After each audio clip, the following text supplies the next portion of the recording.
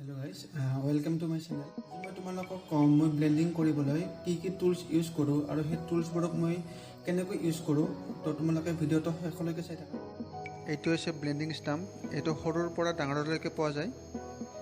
ডাঙৰ area blend কৰিবলৈ ডাঙৰ ব্লেন্ডিং ষ্টাম্প আৰু সৰু এৰিয়া ব্লেন্ড কৰিবলৈ সৰু ব্লেন্ডিং ষ্টাম্প। এইটো হৈছে কটন বাডছ।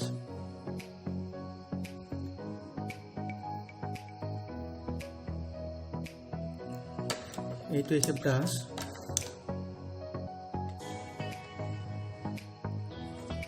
আৰু এইটো হৈছে টিস্যু পেপাৰ।